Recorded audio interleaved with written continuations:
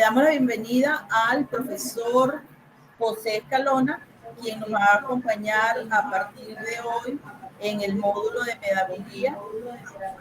Él va a abordar el tema de pedagogía en la divulgación y hoy comenzará con el tema de introducción a la divulgación científica. Todo tuyo, José. Puedes dar inicio a tu clase. Bueno, tengan todas y todos muy buenos días. En la continuación de lo que es este diplomado, este interesante diplomado, hoy, bueno, vamos a iniciarnos con estos temas que tienen que ver con la pedagogía en la divulgación. Quiero que entiendan una cosa, pensando en la presentación anterior de Félix, el profesor Félix nos presentaba una fórmula y hay gente que se asusta con las fórmulas. Pero quiero que sepan que las cosas que no tienen fórmulas son más difíciles que las que tienen fórmulas, porque las que tienen fórmulas ya tienen fórmulas, se pueden resolver. Se colocan los datos y se introducen. Pero las que no tienen fórmula, como por ejemplo la pedagogía, como por ejemplo el arte de divulgar, es una cosa que no tiene ninguna fórmula. Y eso es mucho más complejo. Y no hay libros publicados que te permitan realmente tener la receta divina con la cual podamos resolver el tema de la divulgación y de la pedagogía. Este es un proceso absolutamente dinámico, que cambia con el día, que cambia con la hora, que cambia con los grupos, cambia de forma constante. Por tanto, divulgar, pues, no hay que asustarse con la fórmula porque hay cosas más peligrosas que la misma fórmula, como bien las desarrolló y como bien nos las presentó Félix, ¿no? Yo quiero decirles que, bueno, en este proceso que iniciamos, para que tengan alguna idea de más o menos de dónde venimos, yo luego les voy a pedir a ustedes de dónde vienen, pero como evaluación final ya vamos a hablar de eso. Yo quiero decirles hoy que yo soy licenciado en educación y, bueno, he tenido alguna otra formación a lo largo de los años y hoy día, pues, tengo la experiencia de haber desarrollado durante más de 30 años el tema de la pedagogía en diferentes ramas, tanto en las instituciones públicas o privadas, de los niveles básicos hasta hoy día donde trabajo en la Universidad de los Andes. Bueno, esa experiencia además nos ha permitido también ligarnos a la divulgación en el área científica, porque durante 18 años dirigí un programa de divulgación en la universidad, bueno, que nos permitió ir por casi todo el país y además de eso ir fuera de nuestro país a llevar nuestro mensaje divulgativo en el área de la didáctica de la ciencia fundamentalmente. Bueno, esa experiencia hoy sin duda nos ha llevado hasta acá. Digamos que en el mapa del recorrido en el que estamos hoy, todas estas cosas cuentan para tener esta experiencia, ¿no? Y antes de cualquier relación educativa, como la estamos iniciando hoy, luego vamos a avanzar un poco más hasta llegar a 8 horas, en 2 programas distintos que voy a desarrollar con ustedes. El primero de ellos lo estamos iniciando hoy, que es la pedagogía de la divulgación. Luego vamos a trabajar con geoastronomía o pedagogía de la geoastronomía. Son muy parecidos los dos, solo que uno tiene un componente más de saber un poco las bases en las cuales nos tenemos que mover en el área divulgativa, que tiene que ver con la educación como tal y que tiene que ver, por supuesto, con la pedagogía, y luego lo otro tiene que ver un poco más con esta idea fundamental de avanzar en temas diversos, como por ejemplo, qué se enseña y qué no se puede enseñar en diversos momentos. Bien, entonces, lo primero que hay que trabajar en estas relaciones es cómo vamos a evaluar. La evaluación es muy importante porque la evaluación tanto vicia la relación educativa, tanto la promueve, tanto la enarbola, tanto, bueno, la entorpece, como sea que la gente le quiera dar una connotación. Lo importante es que la evaluación es importante, pero también tiene sus bemoles respecto, sobre todo la gente que es evaluada. Pero no lo crean, quien evalúa pues también tiene sus complicaciones. Pero la evaluación que vamos a hacer de estas 8 horas es una evaluación relativamente simple, pero interesante. ¿Por qué interesante? Bueno, porque ustedes nos van a presentar el mapa del sitio. ¿Qué es el mapa del sitio? Usted va a desarrollar lo que ha sido desde sus inicios, desde sus orígenes, hasta lo que es hoy en términos de divulgación. Y ese mapa obviamente tiene diferentes aristas, tiene diferentes conexiones, tiene diferentes líneas, tiene diferentes fronteras. Y como yo voy a trabajar 2 programas, usted lo que nos va a presentar luego de las 8 horas que yo trabaje, estableceremos con la ayuda de Francis, por supuesto, los momentos en los cuales ustedes van a entregar esa presentación. Bueno, allí nos van ustedes a hacer todas las conexiones. Seguramente algunos de ustedes han trabajado eso que llaman mapas conceptuales. Es algo parecido a esto. Solo que aquí es un poco más dinámico en el sentido de que ustedes van a usar o pueden usar en esa evaluación, pueden usar fotografías, pueden utilizar gráficos que tengan que ver con estadísticas, pueden utilizar citas de autores en particular, pueden usar lo que quieran. Lo interesante es que luego de pasadas estas 8 horas que vamos a compartir a través de este diplomado, usted nos puede ubicar en dónde llega usted, en su mapa del sitio, en dónde llega usted. Porque a lo mejor algunos de ustedes son educadores, otros puede ser que sean ingenieros, otros puede ser que sean astrónomos, otros puede ser que sean físicos, en fin. Pero ese recorrido nos ha llevado a unirnos en este diplomado. Y este diplomado, por supuesto, lo que nos interesa es saber dónde queda usted en el hoy, que va a ser después de esas 8 horas, dónde queda usted, con cuántas conexiones le permite a usted crecer hasta generar las condiciones en las que usted queda luego de este diplomado. Cuando ya esté diplomado, pues, y usted sienta que estas clases, estas uniones, estas formas de relacionarnos que nos ha permitido la tecnología, le ha permitido a usted crecer académicamente, crecer personalmente, crecer socialmente, para desarrollar esta actividad tan bonita, tan hermosa, que es sin duda la divulgación científica, porque en definitiva la astronomía pues es una ciencia. Así que yo quería aclarar primero esto de la evaluación con la que vamos a trabajar, y va a ser así: una sola hoja. En esa hoja usted nos va a presentar ese mapa, su mapa. Obviamente cada quien tendrá su propio mapa, y ese mapa entonces usted nos lo va a presentar como parte de lo que será mi evaluación en retrospectiva, pues de lo que hagamos a lo largo de estas 8 horas con las que vamos a estar compartiendo. Bueno, dicho esto, que es importante decirlo siempre de primero, vamos a pasar a una primera idea de lo que significa este programa. Piense que hablar de pedagogía es hablar de una ciencia que estudia la educación.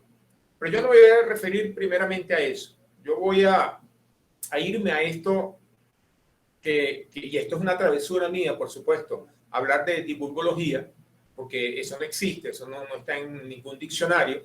Pero a mí me gusta hablar de eso. ¿Por qué? Porque dado que estamos en un diplomado que tiene que ver con la divulgación, bueno, deberíamos estudiar de forma más sistemática, más científica el tema de la divulgación. Así que bueno, yo propongo esta palabra porque de repente algunas personas de las que están en este diplomado en algún momento desarrollan tanto y de forma muy correcta las cosas que hay que desarrollar, y quién sabe, pues, y hasta surge una nueva ciencia que se llame divulgología. Pero de momento es una travesura mía por la que quiero comenzar, porque la divulgación es más antigua que la pedagogía. Cuidado con esto y no nos confundamos. La divulgación es una característica propia de los seres humanos. Nosotros hacemos divulgación todo el tiempo, en todo momento y prácticamente en cualquier actividad que estemos desarrollando. Y hemos dicho humanos, ¿de acuerdo? La pregunta que debemos hacernos antes de pensar en divulgación es de dónde venimos los humanos, qué es lo que nos hace humanos. Porque bueno, hay un debate muy fuerte ahora con esto de las inteligencias artificiales y estas cosas. Bueno, ¿a dónde nos va a llevar la inteligencia artificial? ¿Qué tan artificial es nuestra inteligencia? ¿O qué tan emocional o qué tan social o qué tan humana, vamos a utilizar un juego de palabras, es nuestra inteligencia o es nuestro saber, etcétera? Bueno, hay debates pues, de dónde viene este término humanidad. Es decir, ¿qué es lo que nos hace humanos en definitiva? ¿Cómo fue que en la evolución nosotros nos posicionamos hoy día con las características que tenemos y que nos hacemos llamar casi de forma egocéntrica humanos? ¿Cómo es eso? ¿De dónde venimos, no? Bien, yo no soy un antropólogo ni pretendo serlo y no me voy a meter con esos temas. Sin embargo, voy a tratar de exponer algunas cosas muy puntuales que tienen que ver con lo que yo creo en retrospectiva de esta idea de lo que somos humanos. El debate centrado en esto de la humanidad, por ejemplo, arranca en qué condiciones fue la que nos permitieron llegar a tener las características que hoy tenemos y que nosotros las identificamos como características de la humanidad. Pero bueno, vámonos primero a las características físicas. Hay quienes piensan que nosotros nos convertimos en humanos porque en algún momento fuimos bípedos. Y pensando en la evolución, aquello de Darwin, etcétera, en aquellas planicies africanas donde la ciencia parece haber encontrado los asideros de que de ahí venimos, de esos lugares venimos, de la África antigua, antes de que se dispersaran los continentes que hoy tenemos. Bueno, entonces resulta que el hacernos bípedos nos permitió, por ejemplo, levantarnos sobre sobre ciertos lugares donde nos impedían la visual, y al hacer eso pues pudimos ver un poco más allá, ¿no? Y ese bipedismo entonces nos permitió también recorrer distancias de una manera distinta como lo hacíamos cuando no éramos bípedos, o la especie que no era bípeda, porque también hay un debate, obviamente, cuál es la especie que en definitiva dio origen a la humanidad. Pero bueno, se habla del bipedismo, de estar sobre dos pies, y como una condición importante para haber sido o para llegar a ser humano. Si esto fuera cierto, es decir, si esa fuera una condición suficiente, bueno, entonces tendríamos gorilas también siendo humanos, pero los gorilas son gorilas y hacen cosas de gorila, y los humanos somos humanos y hacemos cosas de humanos, y algunos se atreven a ofender a los gorilas diciendo que los humanos hacen cosas de gorila, porque ciertas situaciones que hemos visto a lo largo de la historia de esto que llamamos humanidad se refieren a dictadores o a personajes malvados de la historia como gorilas, como si los gorilas de entrada fueran malos. Parte de ese egocentrismo de los humanos que queremos siempre, pensar que lo otro, que no es humano, pues es inferior a nosotros. Así que damos categoría de gorilas a personas que tienen un comportamiento humano, ojo, porque muchos de los comportamientos humanos pues son comportamientos pensados, planificados de hecho. Es verdad que nosotros dependemos mucho de las emociones y a veces hacemos cosas de forma emocional, pero en todo caso las hacemos los humanos y están en nuestro pensamiento de humanos, no están en algún tipo de pensamiento de gorila. No tenemos esas cualidades bellísimas que definitivamente tiene un gorila. Por tanto, si el bipedismo fuera una condición suficiente y necesaria para el ser humano, pues entonces no lo seríamos, porque seguiríamos siendo gorilas, ¿no? Otra condición es el tema que tiene que ver con la posibilidad de tener manos. ¿Okay? Manos que tienen, por ejemplo, un dedo oponible, 5 dedos, pero hay 4 que están paralelos entre ellos y un dedo que es oponible.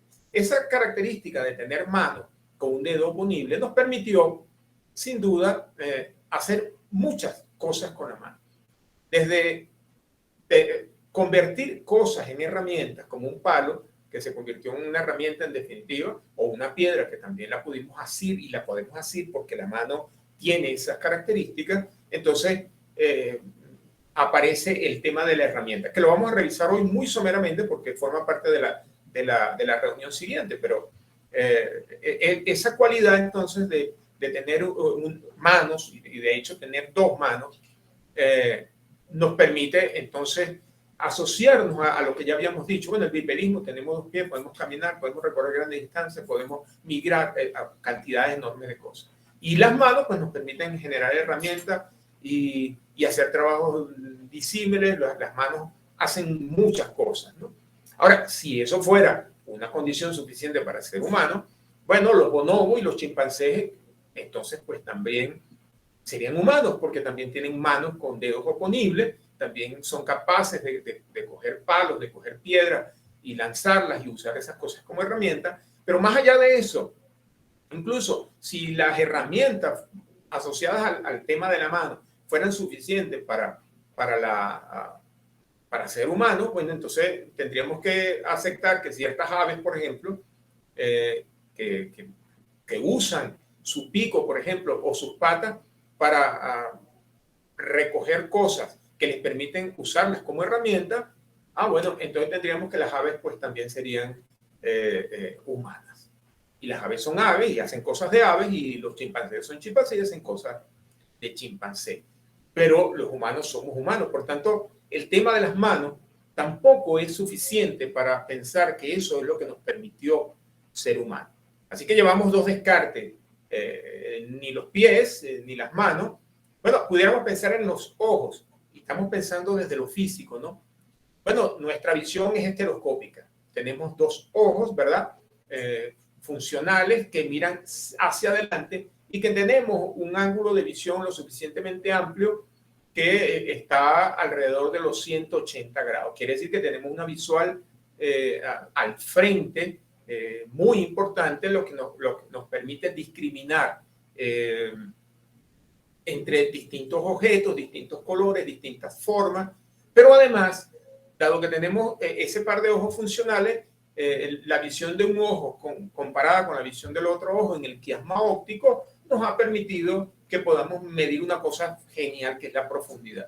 Quiere decir que no solamente vemos las imágenes, como ustedes están viendo ahora, esa imagen que dice pedagogía allí, la están viendo en plano, sino que la podemos ver en profundidad. Podemos tener una percepción de profundidad, digamos, del sistema donde nos encontremos, y eso permitió de alguna manera tener la evolución o las cualidades evolutivas del cerebro, como se iba desarrollando a través del tiempo.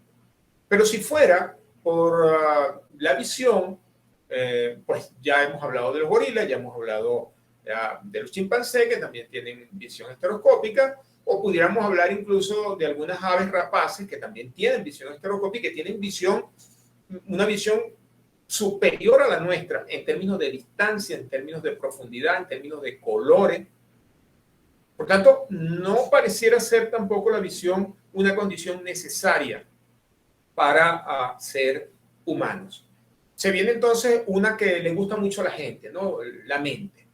Y hoy día se habla de neurociencia, y de hecho buena parte del debate que se ha enardecido en los últimos meses de la inteligencia artificial, los neurocientíficos han salido diciendo cualquier cantidad de cosas en favor de la neurociencia y no de la tecnociencia de la inteligencia artificial. Bueno, entonces el cerebro pareciera que es la moneda de cambio, pareciera que es el centro de atención en todo esto, porque bueno, se habla del cerebro triuno, se habla del córtex, entonces tenemos una corteza cerebral altamente desarrollada, y que esa corteza cerebral es tan espectacular y es tan genial que tiene circunvoluciones. Ustedes saben, si ustedes han visto un cerebro, habrán visto que ese cerebro tiene, digamos, como unas hendiduras, y esas hendiduras, para que lo entendamos mejor, esas hendiduras aparecieron para extender el área del cerebro. Imagínense ustedes lo que significa entonces el cerebro en términos de lo que para nosotros es esta idea de ser humanos, cómo nos consideramos humanos. Entonces el cerebro es una cosa genial, pues porque te permite mantener las funciones vitales y que estés pensando en ellas, te permite las emociones cuando sea necesario que emerjan, bueno, y te permite el pensamiento racional, ese pensamiento que va justamente desde el córtex, desde la parte superior del cerebro, con una vía descendente hacia el resto de las partes del cerebro, pero también recordemos que las emociones van desde la parte baja del cerebro hacia lo alto. Por lo tanto, tenemos unos flujos ascendentes de emociones y unos flujos descendentes de razonamiento o digamos, de ideas, que son donde, porque aparentemente casi todas las ideas pudieran estar asociadas a la corteza cerebral. Bueno, y ese cerebro evolucionó de diversas maneras en el sentido de qué tan plástico se ha venido haciendo a lo largo de nuestra evolución como humano, y se dice que una de las cosas fundamentales para que ese cerebro evolucionara fue la dieta. El consumo sobre todo de ácidos grasos. Se dice que, por ejemplo, cuando nosotros con las herramientas que nos permitieron hacer cosas para destruir huesos, por tanto, extraer el tuétano de esos huesos, que es muy rico en ácidos grasos muy fundamentales, bueno, eso nos permitió entonces el crecimiento, digamos, en términos de conexiones neuronales para tener la inteligencia que hoy tenemos y que creemos que es la que nos hace humanos. Esa inteligencia, pudiéramos tener un debate de eso y dudar bastante acerca de si la inteligencia es la que nos hace humanos, pero bueno, ese es otro curso, eso es de otro diplomado, no corresponde a esto. En definitiva, entonces, fíjense que hemos llegado en lo físico al cerebro. Y bueno, y el cerebro es una cosa espectacular. Ahora, nosotros tenemos un cerebro espectacular, bello, funcional. Los delfines tienen un cerebro espectacular, muy parecido al nuestro. Y los delfines no son humanos. Por lo tanto, no pareciera ser el cerebro tampoco la condición necesaria para que nosotros, para que nosotros nos consideremos humanos o para que alguien nos considere humanos. Es decir, podemos tener mucho cerebro, pero la humanidad pues está allí en veremos, ¿no? Así que pareciera que tampoco el cerebro. Ojo que yo vuelvo y repito que esto es una idea mía que yo estoy divulgando en este momento, ¿no? Bueno, pasemos a otra situación estructural, a lo físico, y todo el mundo ha escuchado hablar de la manzana de Adán.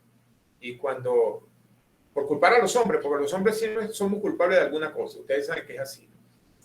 Alguien nos va a culpar de algo, así no somos culpables, pero bueno, está bien, bienvenida a la culpa. Si usted se toca acá en la parte de adelante, va a sentir, en el caso de los hombres, la sentimos más, con más voluminosidad. Las mujeres lo sienten con menos voluminosidad, pero aquí está, ¿verdad? Esta cavidad traqueal, donde, y aquí viene una cosa muy importante, donde reside el único hueso, cuidado, el único hueso no articulado que tiene nuestro esqueleto. No hay otro, todos los demás tienen articulación. Y usted se toca el codo aquí, hay gente que le gusta mucho levantar el codo, como Félix, por ejemplo, pero hay gente que se toca la rodilla y hay una articulación. Cada dedo tiene varias articulaciones, por tanto todos los dedos, todos los huesos están unidos gracias a articulación.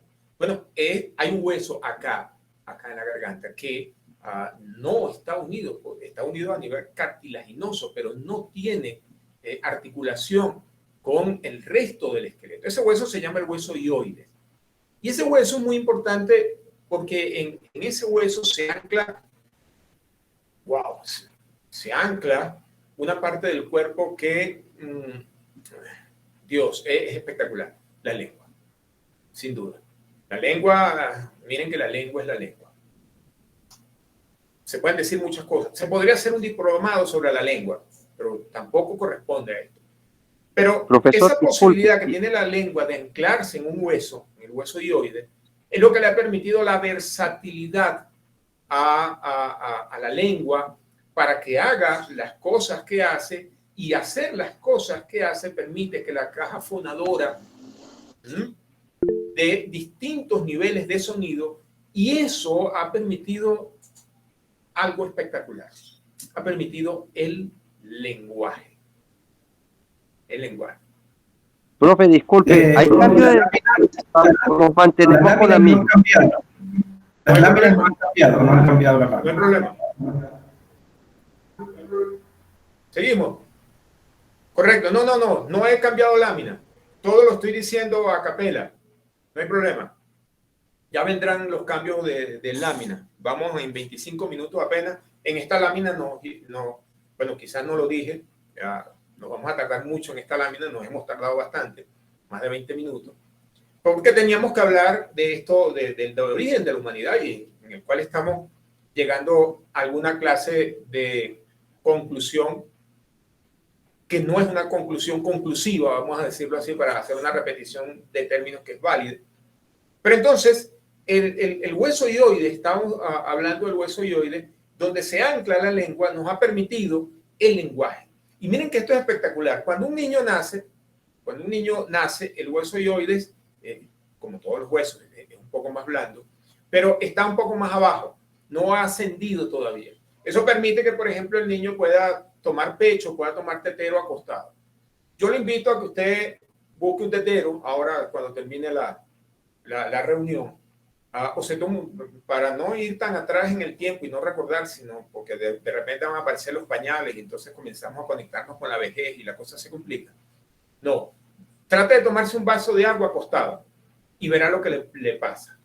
Es decir, nosotros para tomar agua acostado nos cuesta muchísimo, al punto que nos ahogamos. A un bebé no, porque el bebé todavía no habla, el bebé emite una cantidad de sonidos, pero todavía no habla, y su hueso hioides no ha ascendido todavía.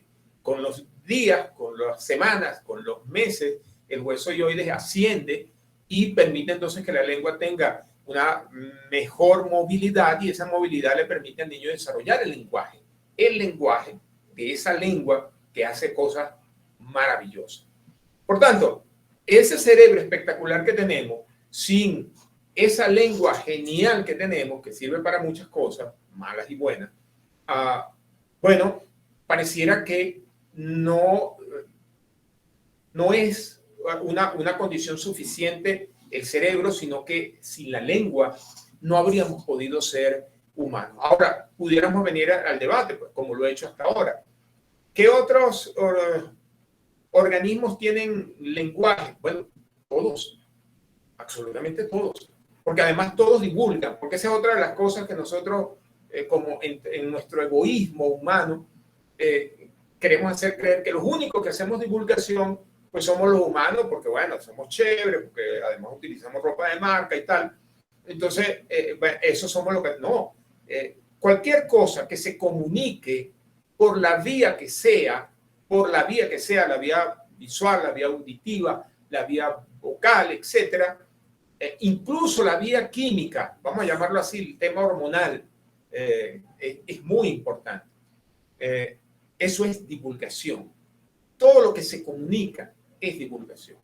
Entonces, claro, el lenguaje ha sido una piedra angular, porque los delfines, hemos dicho, tienen un cerebro espectacular y tienen un lenguaje muy complejo, porque esto se ha estudiado. Lo mismo los chimpancés tienen un lenguaje un cerebro interesantísimo, y tienen también un lenguaje complicado. Pero su lenguaje, ojo, más allá de las distintas lenguas que hay en el mundo, porque tenemos nosotros acá en el país, yo no sé cuántas lenguas tenemos, digamos, reconocidas oficialmente.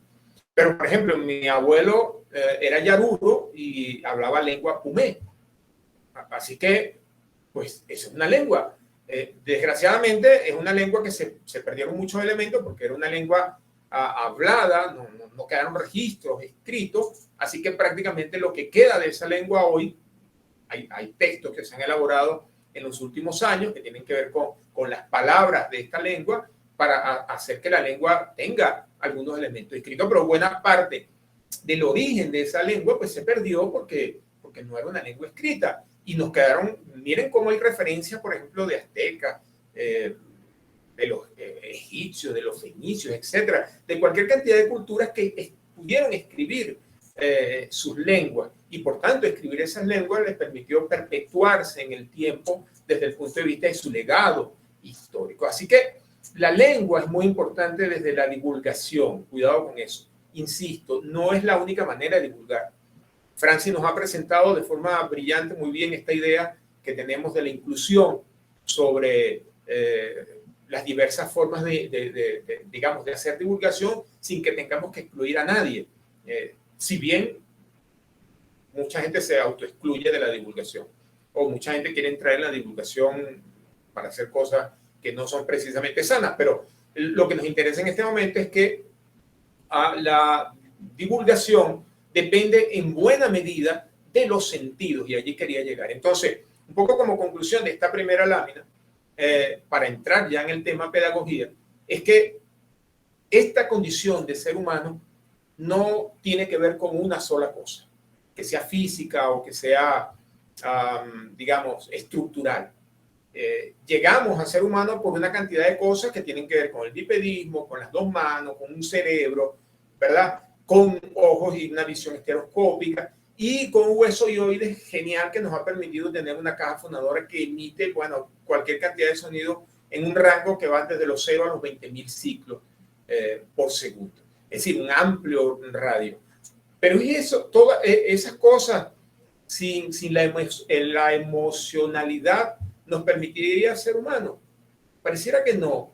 En condición de ello, por supuesto, la inteligencia artificial seguirá siendo la inteligencia artificial y le gustará a mucha gente. De hecho, los telefonitos estos que son más inteligentes, incluso algunos son más inteligentes que las personas que los cargan. Entonces, bueno, genial, pues. Pero eso no convierte a la inteligencia artificial en inteligencia humana. Cuidado con eso. La inteligencia humana es otra cosa, porque la inteligencia humana tiene que ver con estas estructuras que hemos dicho, sí, sin duda, y el lenguaje es una cosa bellísima que nos permite conectarnos, pero la emocionalidad que nos permite, por ejemplo, estar en este momento compartiendo estas palabras es un aspecto fundamental. Por tanto, lo que pensamos, lo que hacemos y lo que sentimos son cosas que están emparentadas para ese carácter humano que nos ha llevado a hacer ese proceso llamado educación. Educación. ¿Y la educación qué es, en definitiva? Es divulgación.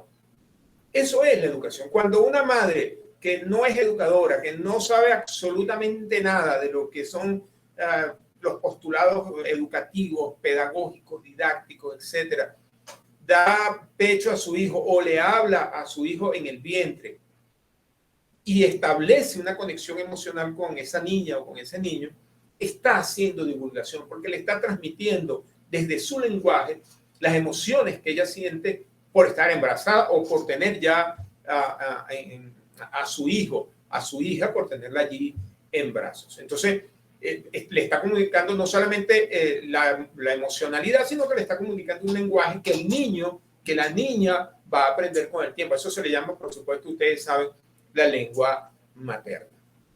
Entonces, claro, la madre ahí está haciendo divulgación. Pero además hay una divulgación que está haciendo la madre ahí, que la hace en el nacimiento, por ejemplo, que es que cuando la madre va a dar a luz, va a parir, genera oxitocina. Y esa oxitocina inunda el torrente sanguíneo del niño, de la niña que va a nacer también, y establece, porque recuerden que la oxitocina es la hormona, la hormona de la alegría, del placer, esa hormona que nos permite estar emocionados porque somos humanos. Debería haber más oxitocina en el mundo, y de hecho se fabrica. Tanto así que muchos de estos partos que son asistidos a través de lo que llaman cesárea, bueno, la madre que va a ser cesareada recibe una dosis de oxitocina antes de iniciar la cirugía como tal, para que porque bueno, no va a aparecer el dolor, y es que esto es complejo. Hay gente que no le gusta el dolor, pero el dolor es necesario. Pero este es otro diplomado, cuidado. El dolor es necesario. Porque el dolor de una madre que da a luz es una cosa espectacular porque le hace generar. Fíjense que ese es un dolor, pudiéramos hablar que es un dolor hermoso, porque es el dolor que le conecta con la criatura que está por nacer. Y eso genera oxitocina. Y esa oxitocina no es más que divulgación química. Perdón, doctor, se nota que usted nunca ha parido. La madre le está transmitiendo a través de las hormonas a su hijo una conexión directa, química, que la va a mantener unida, bueno, el resto de su vida. Y lo mismo los padres.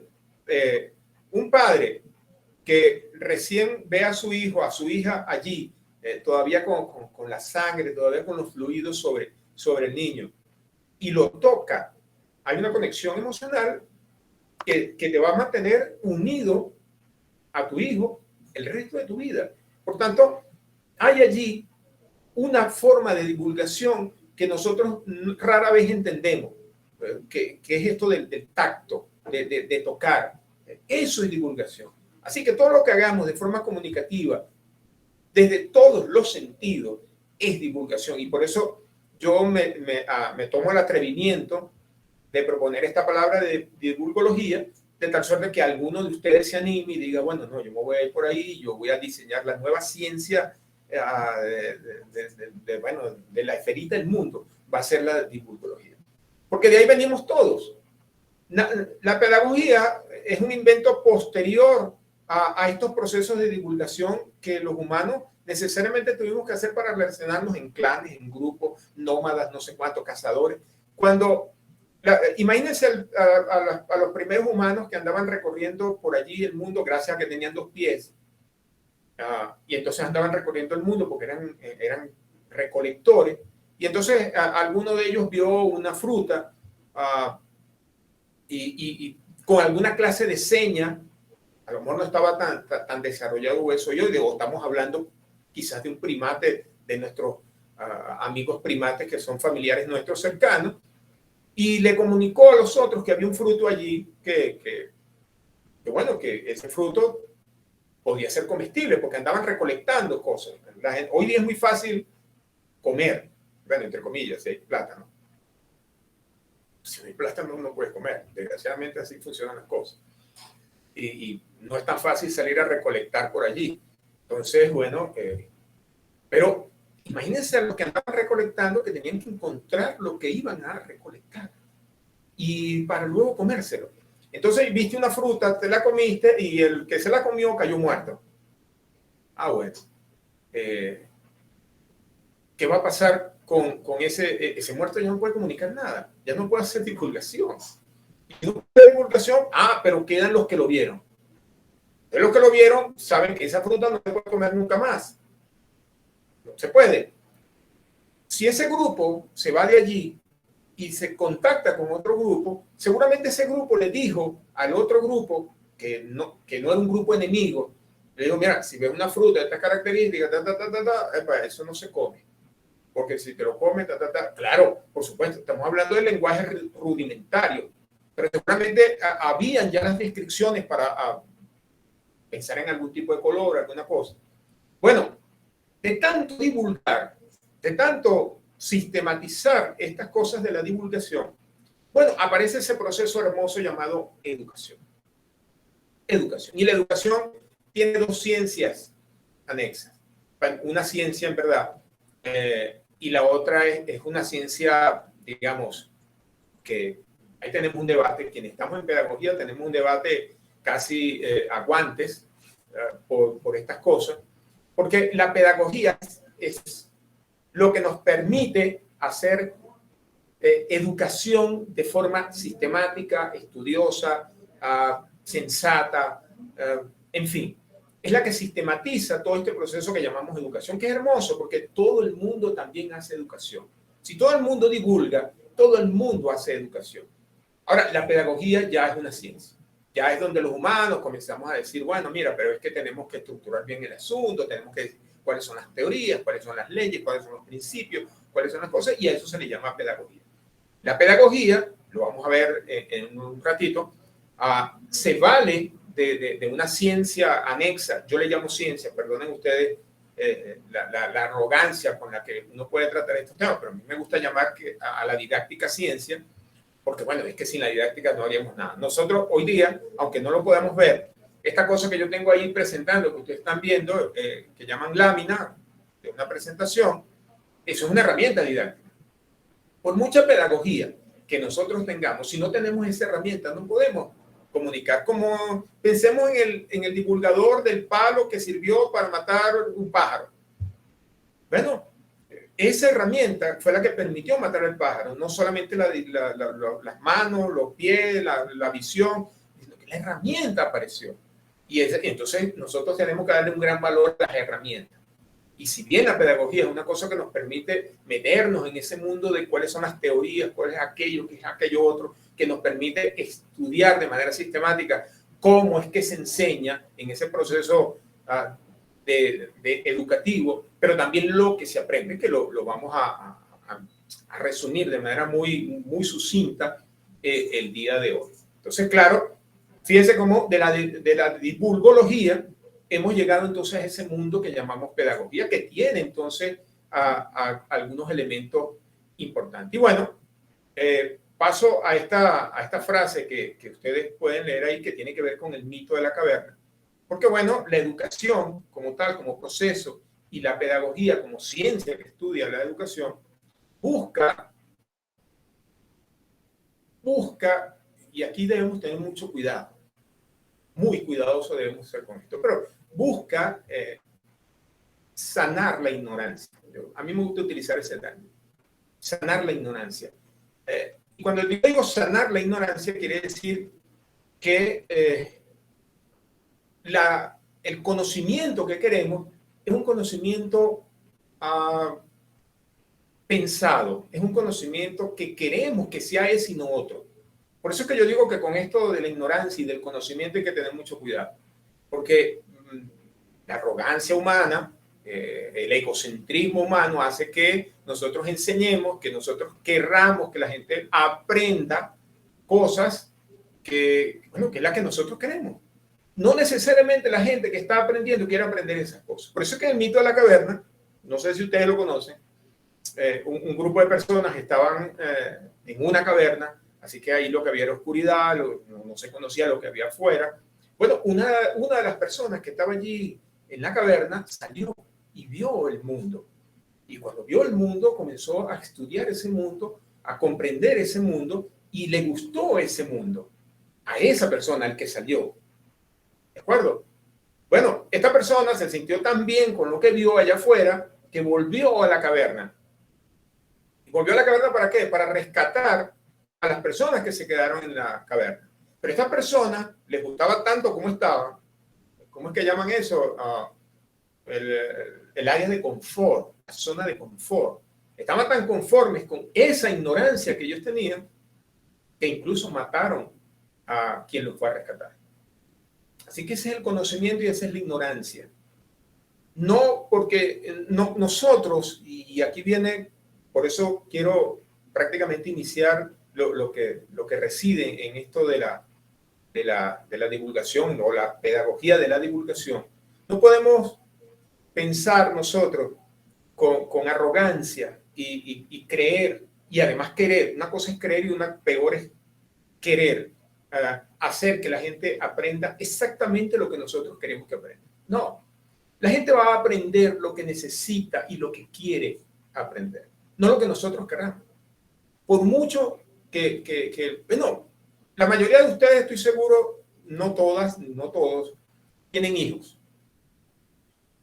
Y a nosotros nos gustaría que los hijos fueran exactamente el plan que nosotros tenemos. Hay gente, yo alguna vez vi que en un artículo, que la idea de que haya un supermercado de hijos, de tal manera que tú vayas al supermercado y compres el hijo que tiene las cualidades y características exactas que yo quiero.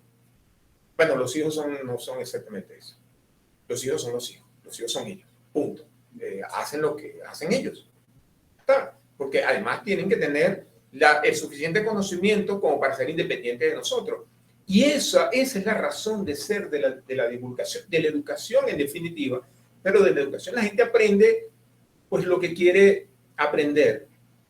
Está en quien divulga, cuidado con esa parte, muy cuidadoso debemos ser con esa parte, en enamorar a quien aprende para que quiera aprender lo que nosotros querramos que aprenda. Y fíjate que es enamorar. Enamorar no es caerle a palo a la gente, por mucho que algunos lo hagan. Hay gente que cree que a punte palo pues se puede ganar el amor de alguien o no sé qué, ¿no? Pero no. Hay que convencer a las personas, pero convencerlas con buenos argumentos, con cosas geniales, con cosas espectaculares. Y por eso es que hablar de la herramienta siempre va a ser importante. A lo mejor mucha gente se puede sentir mal de ver una diapositiva durante, de hecho creo que se sintieron mal porque pensaban que las diapositivas no estaban corriendo. Entonces la gente se aburrió y creo que alguno que se estaba quedando dormido dijo, epa, pero no está corriendo, no, es que no quería que corriera. Entonces, pero bueno, esas cosas pasan. ¿Por qué? Porque la gente está acostumbrada a que la diapositiva corra. Y bueno, ese no fue el caso que se presentó, además, muy pensado de esa manera. No crean ustedes que esto no está planeado. Yo sabía que eso iba a pasar en algún momento, porque he estado asistiendo a todas las, digamos, todas las reuniones que se han hecho por esta vía y he notado esas cosas. Pues entonces, pues, y además uno tiene, gracias a Dios, tenemos estos años de trabajo y nos hemos enfrentado a estas cosas. Por tanto, ignorancia, conocimiento. Ese es el gran flujo de la educación, ese es el gran flujo de la divulgación. Ignorar, conocer. ¿Qué ignoro y qué quiero ignorar? ¿Qué conozco y qué quiero conocer? Y aquí lo tenemos. Pedagogía para divulgación. Entonces, ¿divulgar es igual a enseñar? Obviamente no. Obviamente no, pero obviamente sí. Esto es contradictorio. Porque hemos dicho, cualquier cosa que yo haga en términos de comunicación, por todas las vías de la comunicación, sin hacer excepciones de ningún tipo, todo lo que yo haga ahí es divulgación. Ahora, cuando existe, y aquí viene la puntuación, cuando existe la premeditación en que hay algo que yo quiero que se aprenda, ahí aparece la enseñanza. Y ahí se deja de ser divulgación. Eso no hace mal a la divulgación, cuidado con eso, no, en absoluto. Simplemente que el proceso de enseñar tiene que ver con un objetivo que se plantea. Y no estamos hablando de la enseñanza escolar, escolástica, no estamos hablando de eso.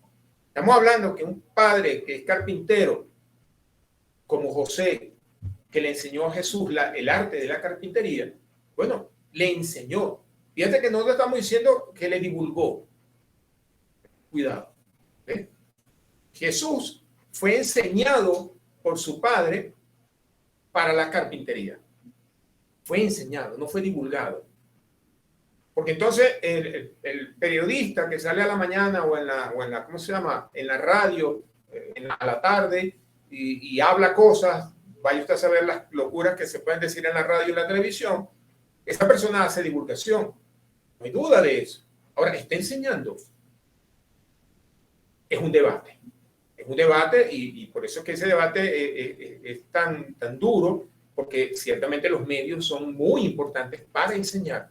Porque cuando yo estoy divulgando, eventualmente puedo enseñar. Eventualmente.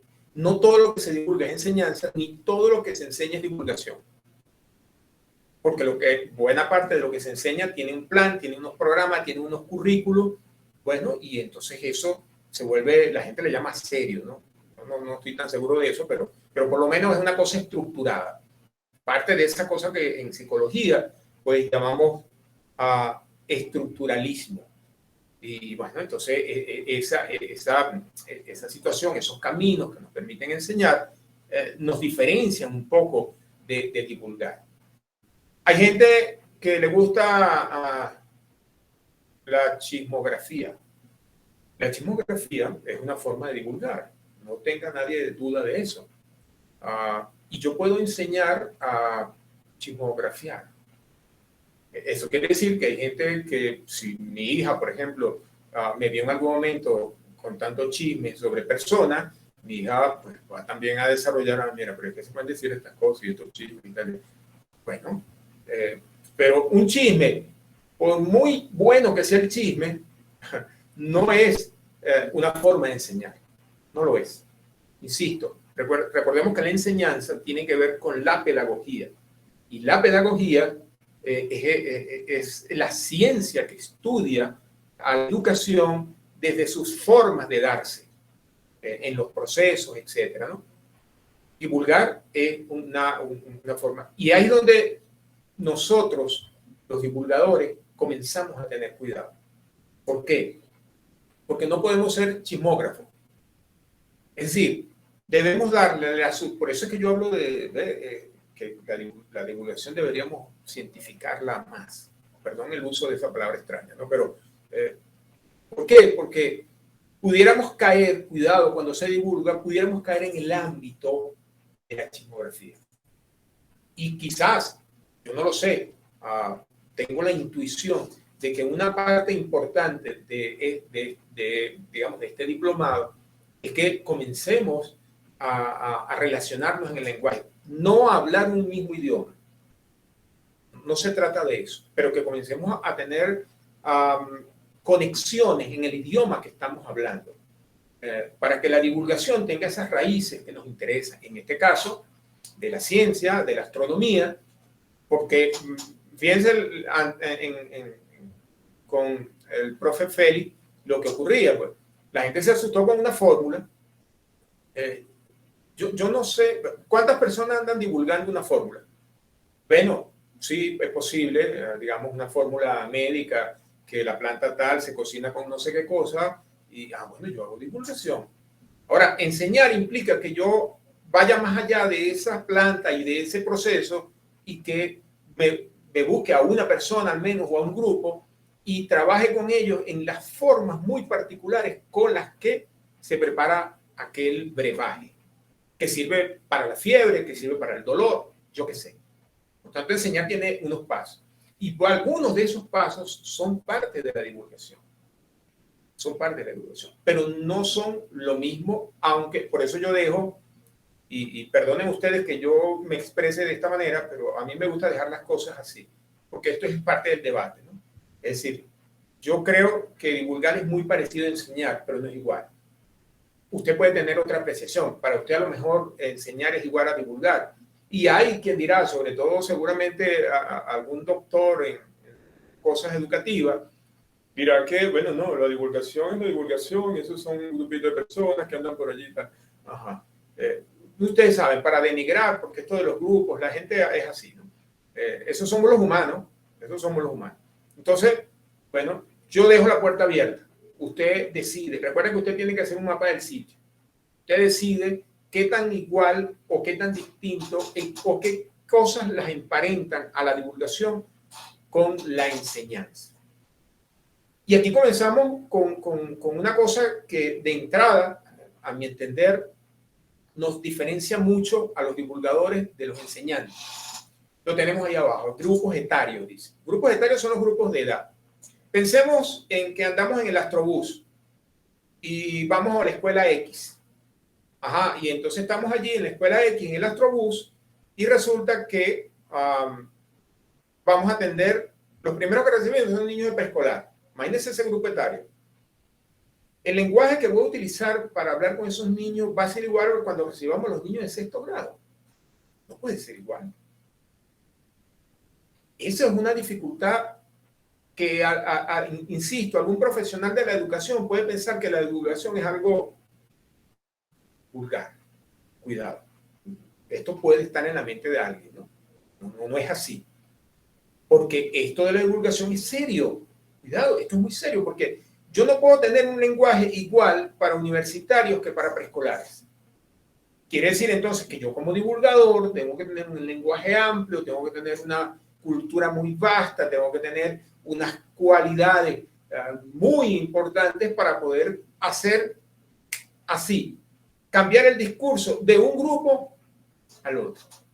Por ejemplo, quienes hemos tenido la oportunidad de hacer cursos de museología científica, no es lo mismo cuando tú recibes a un grupo de turistas que tienen ciertas cualidades de formación profesional, académica, a cuando recibes un grupo de niños en un museo.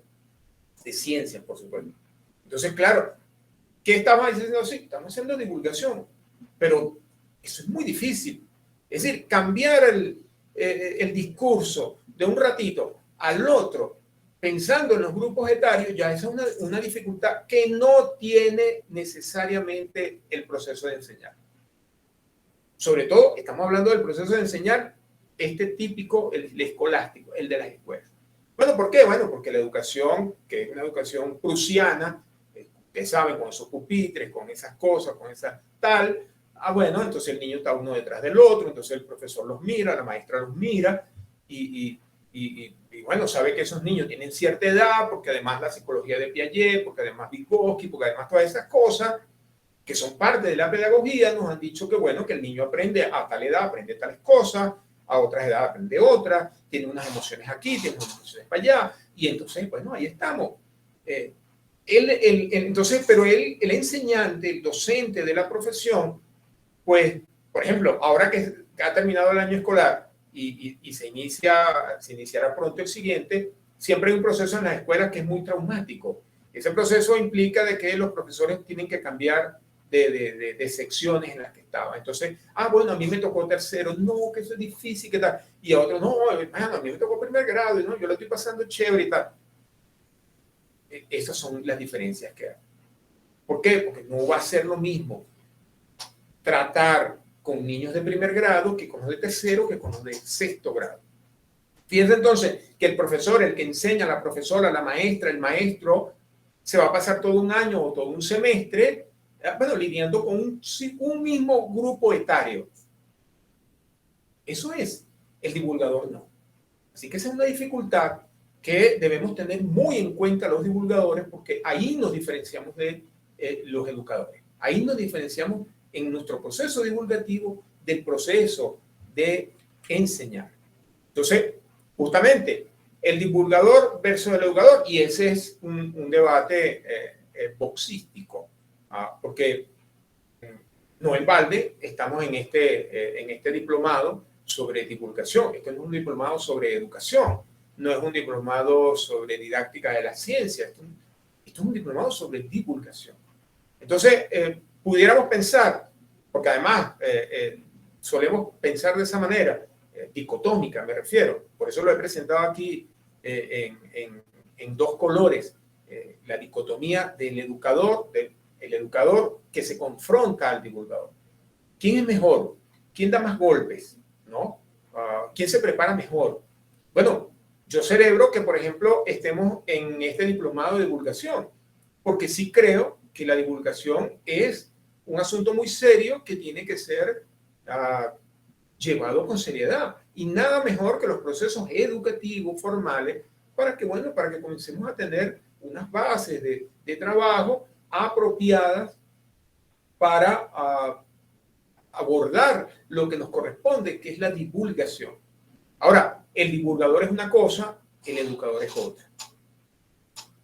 Entendamos que ya hemos visto, por eso la lámina anterior, que el hecho de un divulgador que va a cualquier actividad tiene que enfrentar, comenzando por ahí, por grupos etarios. No hemos hablado todavía, y no lo vamos a hablar hoy, del tema de lo que hay que saber para divulgar. Que yo no puedo divulgar lo que no sé.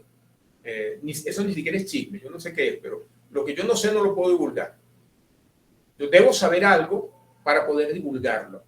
El educador no solamente debe saber algo y debe saber enseñar algo, sino que debe tener una estructura de ese algo que conoce.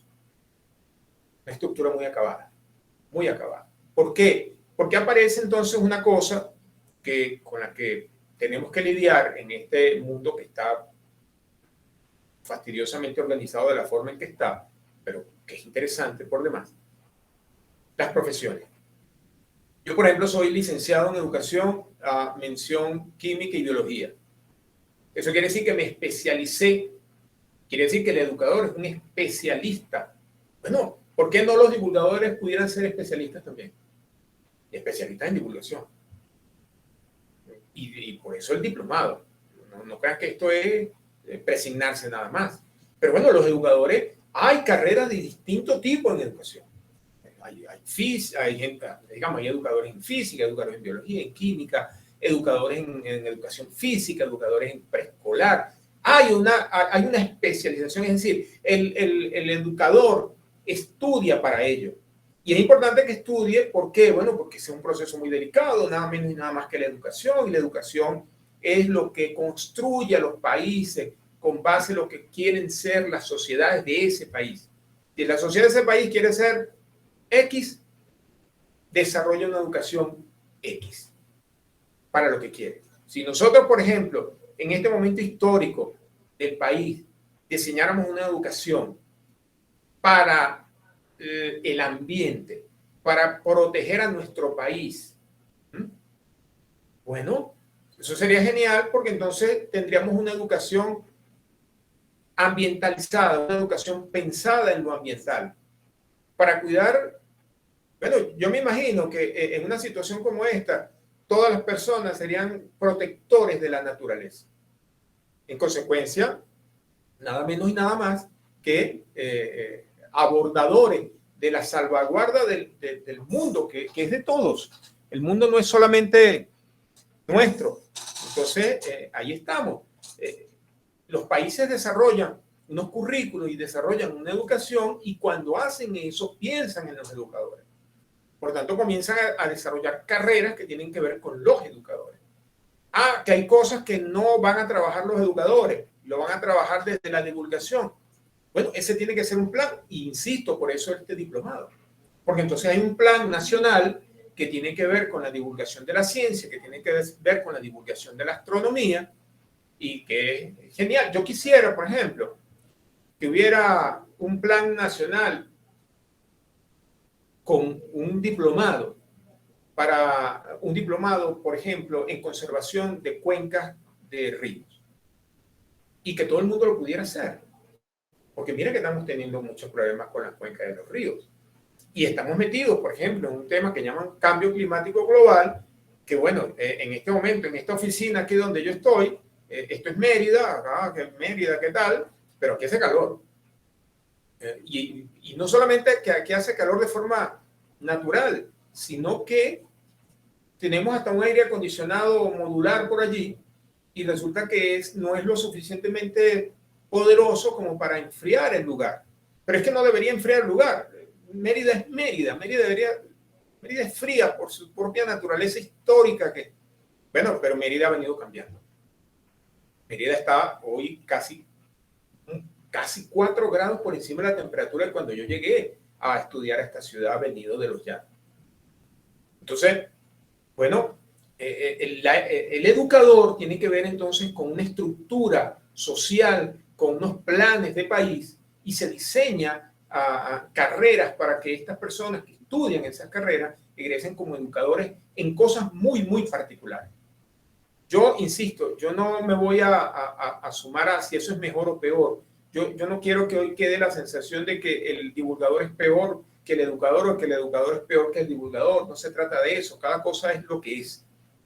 Lo que sí es importante saber es que la estructuración con la que ha evolucionado el educador y la educación le confieren unas características que, bueno, se les ha ganado a pulso, independientemente que podamos tener las diferencias que tenemos respecto a estos procesos que nos, digamos, que nos limitan o que nos hacen tener alguna clase de creencia respecto a estas cosas, ¿no?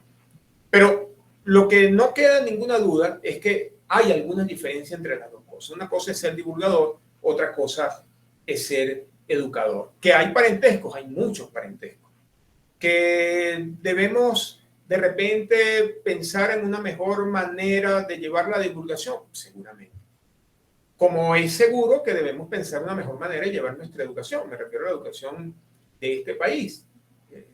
Todo debe ser perceptible. En la medida que las cosas existen, son cosas perceptibles. Por tanto, no podemos tener la idea de que son cosas iguales. Son distintas. Mujeres y hombres, por mucho que nos guste la igualdad, somos diferentes. Nadie puede decir que las mujeres son iguales a los hombres. Eso sería trágico, además. Que una mujer se parezca a un hombre es muy trágico. Y que un hombre se parezca a una mujer es demasiado trágico. Todo es muy trágico. Hombres son hombres, mujeres son mujeres. Que podamos tener los mismos derechos, las mismas oportunidades. Claro, eso es lo deseable y es lo importante, pero no somos iguales y somos la misma especie. Somos la misma especie, somos Homo sapiens sapiens. Pero tenemos carácter masculino, carácter femenino, y después hay otros grupos que se han venido definiendo con los... Pero bueno, el asunto es que no somos iguales. Por mucho que a la gente le guste decir, bueno, pero es que los hombres no somos iguales. No le busquemos porque somos distintos por todos lados. Y al tener otras características que digamos, que mimeticen de alguna manera esas desigualdades, bueno, eso es lo importante y eso es lo deseable en una sociedad. ¿De acuerdo? Bien, entonces pasemos a esto para irnos adentrando ya en lo que, donde vamos a dejar la conexión para la siguiente, digamos, el siguiente encuentro que vamos a tener. Divulgar en ciencias que tienen que ver con como esto de la astronomía, que tienen que ver con ciencias del planeta, con ciencias de la Tierra, que tienen que ver con esto del ambiente, que tienen que ver con las estrellas, que tienen que ver con los ríos, que tienen que ver con cosas relativas al ambiente, no es una cosa nueva, porque esto se ha divulgado. Bueno, la buena parte de las grandes ciudades crecieron en torno a ¿qué? A un río. Por tanto, la divulgación respecto a lo que significa ese río para los pobladores de allí, bueno, es importante. En algún momento también es obvio que se tuvo que aprender de ese río cosas que se estudiaron de forma sistemática. Entonces, bueno, este proceso de divulgar nos lleva, del mismo modo que es educar, nos lleva a una circunstancia donde la gente aprende, donde la gente enseña. Es decir, nos lleva al mismo proceso de enseñanza y aprendizaje. Y aquí yo me quiero diferenciar de quienes colocan enseñanza-aprendizaje. Seguramente ustedes lo habrán visto allí en las publicaciones, en los libros. Tal. A mí me parece que eso es burdo y torpe, además. ¿Por qué? Bueno, porque enseñar-aprendizaje quiere decir que cuando yo enseño, está conectado a que se aprende. Y todo el mundo sabe que eso no es así. No es así. Es decir, incluso en un proceso 1 a 1, donde tenemos un enseñante y tenemos un aprendiz, el que está enseñando no es capaz, no puede, bajo ninguna circunstancia, puede enseñar todo lo que sabe a quien está aprendiendo. Y quien está aprendiendo no puede aprender por razones de su propia formación, de lo que es como persona, no puede, no quiere incluso aprender todo lo que le están enseñando. Porque si no, la sociedad pues sería un continuo y no habría cambio en la sociedad. Félix es físico y estoy seguro que a él le enseñaron física de diversas maneras. Ya lo vieron antes. Orlando es físico y seguramente aprendió física de muchas maneras. El profesor Orlando Escalona me dio clases a mí. Y yo estoy convencidísimo, además, de que la mayor parte de lo que él me intentó enseñar, yo no lo aprendí. Así de simple. No tanto porque no podía, que ya es bastante. El no poder ya es bastante. No, es que no quería. Así de simple. Yo recuerdo, por ejemplo, y perdonen ustedes la digresión que hago acá, pero recuerdo, por ejemplo, que los exámenes del profesor Orlando, eran exámenes casi prostáticos, porque es una cosa, una parte importante del examen era hacer una demostración. Imagínense ustedes lo que eso significaba. Es decir, no solamente era resolver el examen en unas cuantas preguntas, porque bueno, había las fórmulas aterradoras que nos presentó Félix, unas cosas así, ¿no? Incluso unas más aterradoras. Entonces, habían esa fórmula, pero además, una parte importante del examen era hacer una demostración. Él le llamaba demostración. Yo nunca pude demostrar nada ahí. Yo no pude hacer ninguna de esas demostraciones. Afortunadamente, aprobé la materia, porque él le dejaba ese espacio a uno como para que no desarrollara algunos ejercicios, algunas cosas, ¿no? Y eso no es malo. Eso fue muy bueno porque yo debo decir que casi toda la física del electromagnetismo que yo conozco hoy día la aprendí con el profesor Orlando Escalona. Sin sus exigencias, yo no habría aprendido la física del electromagnetismo que sé hoy día. Así de simple. Entonces, es así de genial este asunto, ¿no? Enseñar y aprender, pero no con el guión. Cuidado, no es enseñar a aprender. Paulo Freire decía que nadie enseña a nadie, pero nadie enseña solo. Y nadie, mucho menos, aprende solo. ¿De acuerdo? Entonces, por supuesto que enseñar y aprender es una cosa importante de conjugar en la mente. Para el divulgador, debe saber que enseñar no es sinónimo de aprender, ni conduce a aprender. Que las personas aprenden. ¿Qué aprenden las personas?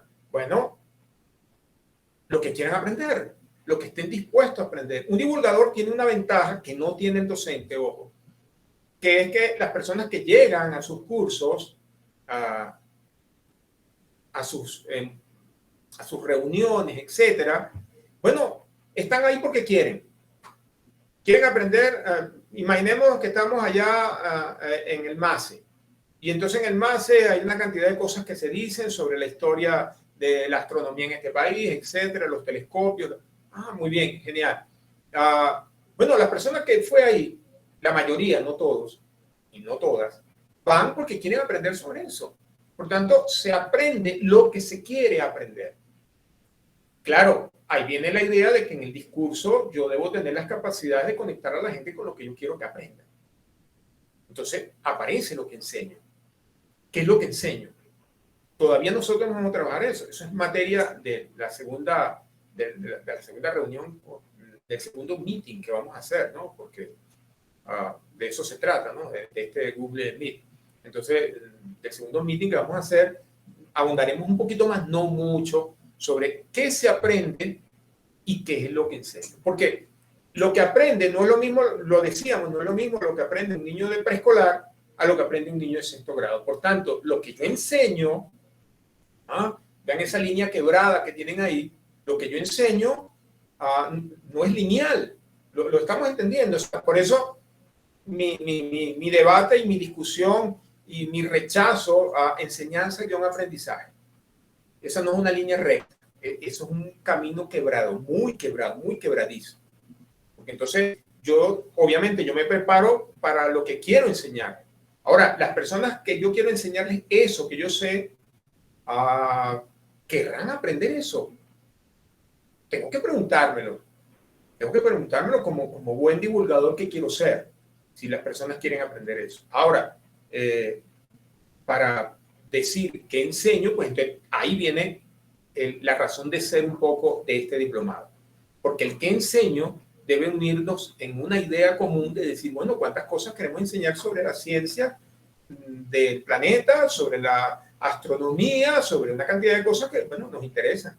Probablemente los que están en el estado Apure no pueden enseñar lo mismo que los que estamos en Mérida. Bueno, comenzando porque no tienen los telescopios que nosotros tenemos aquí en Llano del Alto. No los tienen. Bueno, pero pueden tener otros telescopios. Por ahí. ¿De acuerdo? Entonces, estas son preguntas muy importantes en el qué se aprende y qué enseño en este proceso. Y bueno, en el que voy a enseñar, y nos metemos en ese mundo de lo que quiere aprender la persona, aparece esta cuestión que es muy humana. Por eso comenzamos hoy con el tema de la humanidad. ¿Qué es el ser? ¿Qué es lo que soy? Bueno, nosotros somos venezolanos, comenzando por allí. Algunos son merideños, otros somos llaneros, meridinizados, pudiéramos decir, andinizados, pudiéramos decir. Pero somos personas, no somos robots, no somos inteligencia artificial, no, somos personas. Y el hecho de ser personas de un grupo social en particular, de un país que, siendo suramericano, queda al norte, bueno, esas son cualidades muy importantes de lo que representa a los grupos a los que voy a enseñar. ¿De acuerdo? Y entonces aparece una cuestión fundamental que vamos a trabajar en la próxima reunión, igual, insisto, de forma muy somera, que son las operaciones técnicas o antropotécnicas. Antropos, recuerden que es de humano. Y lo técnico de estas cosas que hemos dicho, que tenemos manos, que tenemos pies, que tenemos ojos, etc. Stoterdi nos habla de esto porque él considera que una limitante importante en cómo se desarrollan las sociedades tiene que ver con estas cosas de las operaciones antropotécnicas. Hoy día, por ejemplo, buena parte del comportamiento de los muchachos estos de 11, 12 años que van creciendo tienen que ver con esto de las tecnologías, las computadoras, los teléfonos inteligentes, etc. Por tanto, bueno, ese grupo es muy distinto de nosotros, que crecimos aislados de eso. O sea, yo el primer correo electrónico que envié, oiga, tendría 20 años, 21 años, y estoy hablando de correo electrónico. Así que las condiciones antropotécnicas son importantes. Vayámonos a Galileo. Galileo fue capaz de hacer su propio lente para observar el cielo, pero antes de él la gente no tenía lentes para observar el cielo, no tenía telescopios. Pero cuando comenzaste a observar el cielo con telescopios, viste otras cosas muy distintas a las que veías, como dice la gente por allí en el vulgo, a pepa de ojo.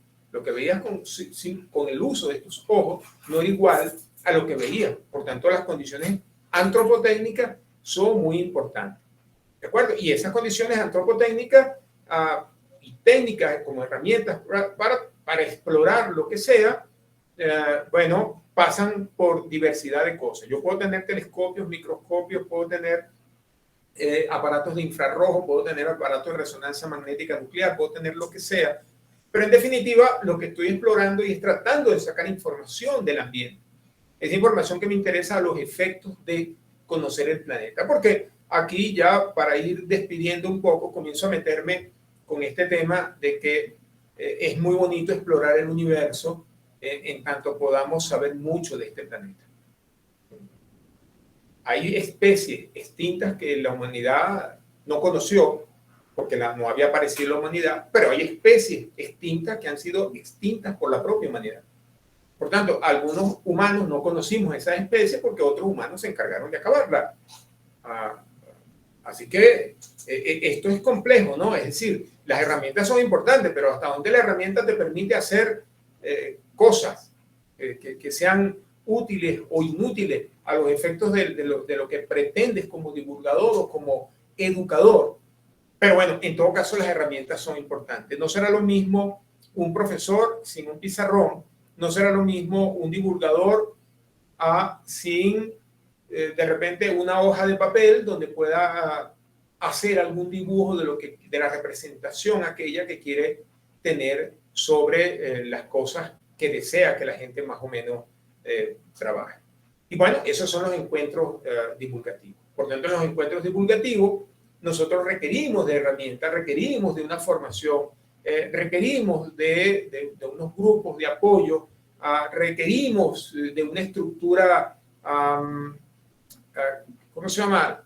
Dinámica, esto que llamamos metodológico, que nos permita abordar de la mejor manera y con el mayor éxito posible esos encuentros divulgativos. Ahora, esos encuentros divulgativos, quiero que lo sepan, porque por eso es que aparece este diplomado, bueno, son una especie de túnel. ¿Por qué una especie de túnel? Hablamos de los ojos y los ojos nos permiten ver en un radio muy amplio. Pero el divulgador, como el docente, tiene una visión de túnel. ¿Por qué tiene una visión de túnel? Bueno, porque nada menos y nada más que divulga aquello para lo que se ha preparado. Eso se le llama visión de túnel. Es decir, yo me preparo y quiero ser divulgador en astronomía. Por tanto, yo voy a trabajar temas relativos a la astronomía, las fórmulas, los postulados, las leyes de Kepler, la ley de gravitación universal, una cantidad de cosas que me meten en un túnel. Y ese túnel es parte de lo que yo quiero desbaratar un poquito, perdonen ustedes, cuando trabajemos geoastronomía. Porque la idea de trabajar geoastronomía, aparte de la pedagogía de la astronomía, es un poco desbaratar esta visión de túnel, que no la voy a trabajar en este programa. Este programa está destinado simplemente a pensar en la divulgación como un acto pedagógico, sin que llegue a ser pedagogía, pero es un acto pedagógico, sin duda. Bueno, y esos encuentros entonces nos metemos en ese túnel. Ese túnel nos da luz sobre el universo, sobre las cosas que no son más que la percepción de lo que hay en el cielo, de esa diversidad que podemos encontrar en el cielo diurno, pero también en el cielo nocturno. Entonces, la emocionalidad de lo que es el cielo diurno respecto a la emocionalidad del cielo nocturno son cosas absolutamente distintas.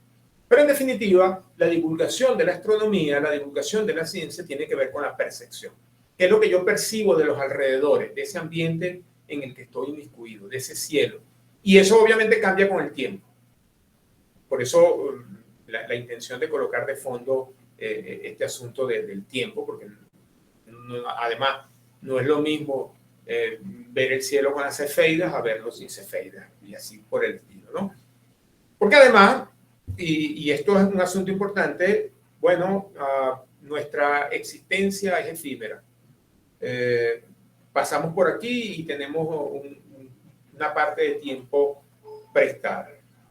Bueno, y eso nos lleva a una didáctica de la astronomía, que es la que vamos a trabajar en los próximos encuentros. La didáctica como una manera de operacionalizar esta cosa que llamamos astronomía y cómo podemos hacerla con equilibrio, porque justamente por eso trabajo esta imagen, porque es un tema de que también nos equilibramos.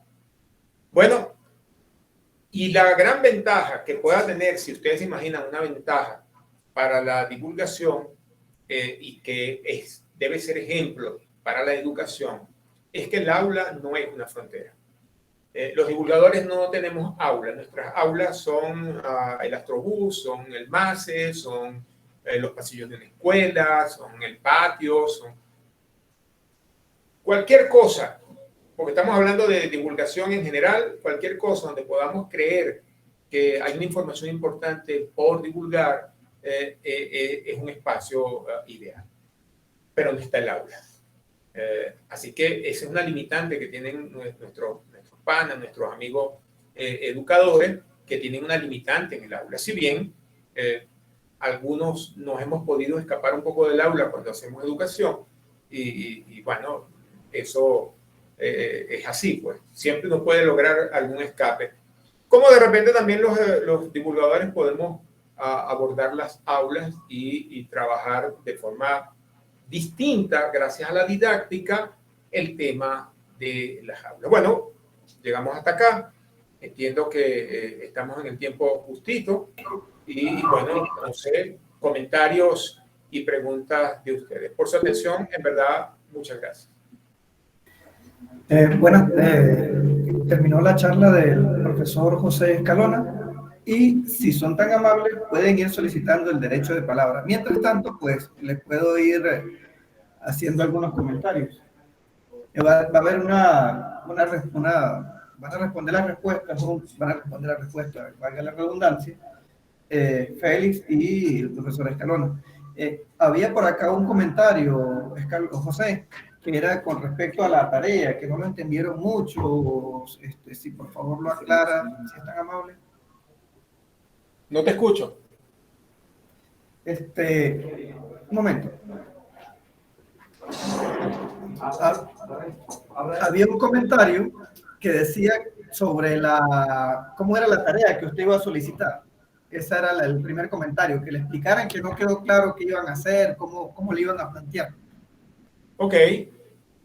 Bueno, la tarea es muy sencilla. Hacer el mapa del sitio implica que usted nos cuente de manera gráfica, de manera pictórica, de dónde usted viene y dónde va a quedar una vez que termine este diplomado. O por lo menos este programa. Estos dos programas que yo voy a desarrollar con ustedes. Eso lo hacen en una sola hoja. Y usted nos cuenta, insisto, allí, no de manera escrita, si bien pueden incluir citas, lo que usted quiera. Todo lo que usted pueda, todo lo que usted quiera, lo puede incluir en su mapa del sitio. Pensemos en un mapa, el mapa de Venezuela, que yo acabo de presentar por allí, una especie de boceto del mapa. Bueno, el mapa de Venezuela, si usted arranca por el sur, tiene que dar la vuelta por el este, por el norte, pasar por el oeste y volver al mismo punto donde se inició. Por tanto, ese es el mapa. Y después puede incluir los estados, y después puede incluir los municipios, y después puede incluir las parroquias. Eso es un mapa. Ahora, aquí está la creatividad de por medio. Cada quien lo hará de la manera posible, pero respetando esto, que los mapas, ¿qué es lo que tienen los mapas? Conexiones, líneas, cosas, puntos donde ocurren cuestiones. Por ejemplo, en el mapa de Venezuela nosotros sabemos que tenemos una capital llamada Caracas y que en esa capital pasan cosas muy distintas a lo que pasa aquí en Mérida. Entonces, de eso se trata, de que usted nos haga ver cómo es que usted se formó a lo largo de este tiempo y cómo es que llega a ser un divulgador en astronomía. Perfecto. También nos hizo un comentario María Isabel Céspedes Chacón con respecto al dolor. Ella dice que es una aberración porque ella tuvo un niño y yo creo que de repente lo que usted trató de enfocar con respecto al dolor fue otra cosa, pero bueno, ese es el comentario de María Isabel Céspedes. Vamos a atender que María Berta Elena está alzando la mano, por favor, si están amables. Hola, buenas tardes ya. Como Hola, siempre, buenas. súper emocionada con las clases. Hoy tuvimos un poquito de filosofía y me encanta. Yo soy licenciada en Educación, Mención Geografía y Ciencias de la Tierra. Como verá, a veces me siento como pez en el agua. Y me encanta la astronomía. Tengo un grupo de estudiantes y la idea es seguir divulgando la astronomía, que como usted dice es diferente a enseñar. Eso sí, siempre lo he tenido muy claro. Y la tarea me puso a pensar, porque me imagino que es un poquito de geografía y de filosofía y de historia personal. De verdad, muchas gracias desde el estado de Trujillo y como siempre digo, encantada de estar aquí. Gracias. ¿Dónde?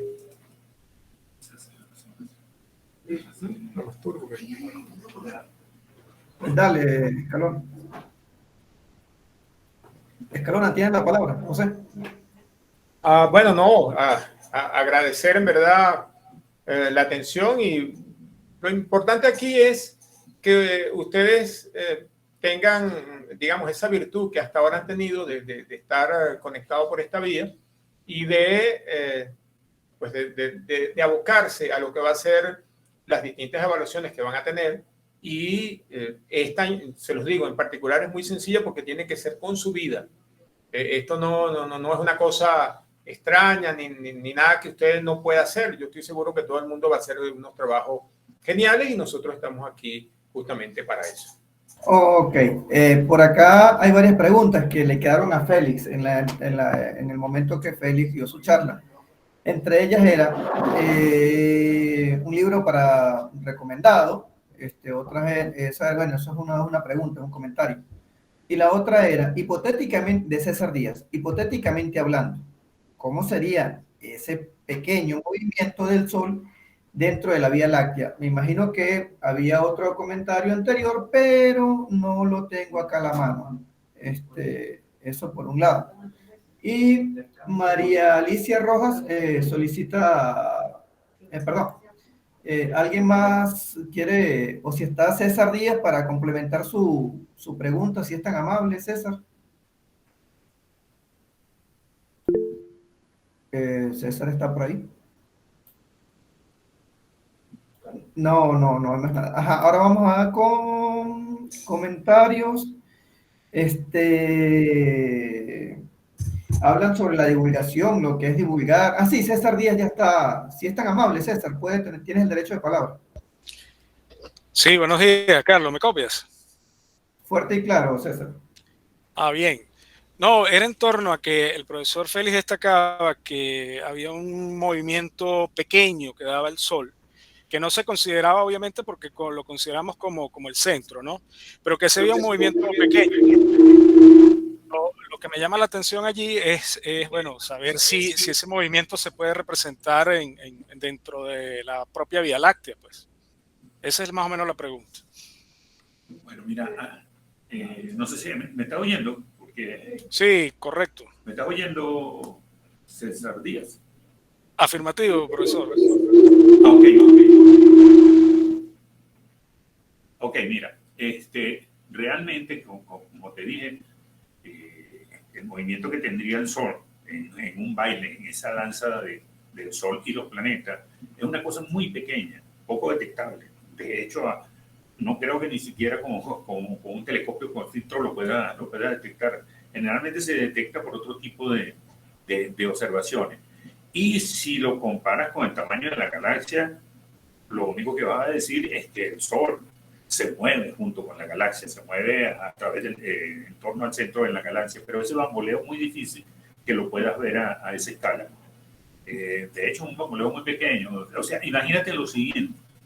Es una acción y reacción. Las dos fuerzas, digamos que son las mismas. Pero imagínate que tú empujase a una persona extremadamente gorda. Bueno, yo no sé tu contextura, pero vamos a suponer que tú eres flaco y que lo empujase de repente. Esa persona casi no se mueve, sin embargo, tú seguramente que vas a caer sentado si vas a rebotar. O sea, tú, por tener poca masa, realmente te mueves bastante. La otra persona, que tiene bastante masa, prácticamente queda en reposo. Me estoy imaginando, qué sé yo, uno de estos luchadores de sumo o algo así. Con el Sol y los planetas pasa lo siguiente. El Sol tiene mucha más masa que cualquiera de los planetas que están ahí, de tal manera que el efecto que ellos le causan en cuanto a movimiento al Sol es relativamente pequeño, casi indetectable. Digamos casi indetectable, detectable en segundo, en tercer orden, qué sé yo, por ahí. Pero así en la primera aproximación lo podemos tomar como si el Sol está fijo, sin considerar, por supuesto, el movimiento de la galaxia como un todo. No sé si respondí tu pregunta, porque de hecho la oí un poco recortada. Sí, perfecto, profesor. Lo que comprendo es que, bueno, que hay una mayor atracción de gravedad, si le comprendí perfectamente, ¿no? Bueno, no, mira, la intensidad de atracción que le hace cualquier planeta al Sol es la misma que el Sol le hace a cualquier planeta, solo que los efectos son diferentes por la característica dinámica que tiene cada uno de estos cuerpos. Correcto. Me aclara perfectamente la duda. Muchísimas gracias. Gracias, César. Por acá, Jafita Telleira comenta que aplica 100%, José, aplica 100% la pedagogía crítica. Si alguna pregunta o algún comentario adicional, por favor. Bueno, damos por terminado esta sesión de clase. Por supuesto, siguen pidiendo la explicación de lo que solicita el profesor José. Creo que se le da mejor por el grupo de Telegram para que tengan una idea más clara, se le da un esbozo para que tengan una idea más clara de lo que solicita. Ajá, acá están preguntando Berta Elena Cañizales. Si quiere, toma el micrófono, Berta, por favor. Bien, está bien.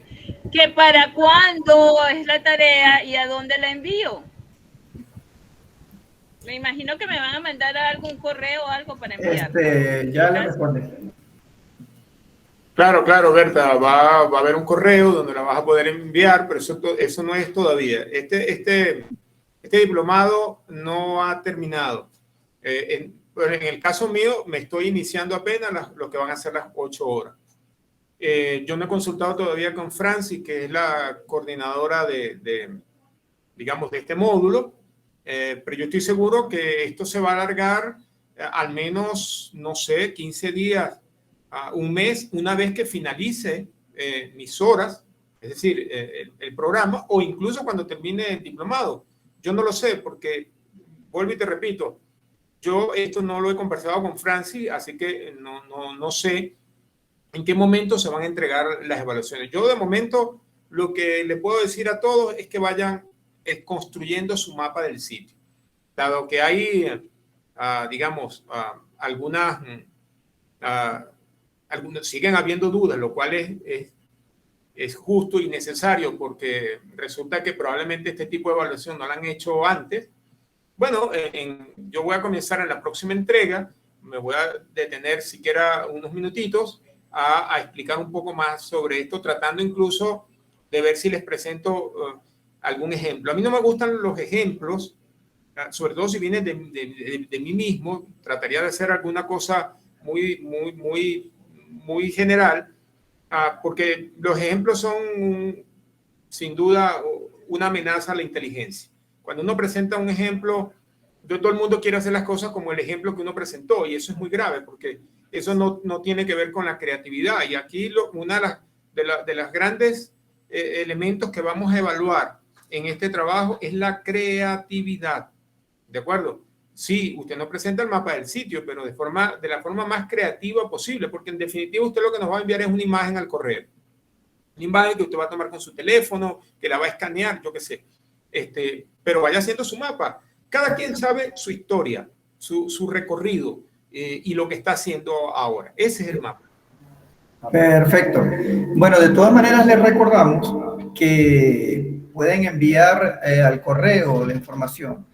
Y en el grupo de Telegram toda esta información va a ser subida, va a estar todo eso ahí para que lo tengan presente siempre. De cualquier cosa, revisen el grupo de Telegram.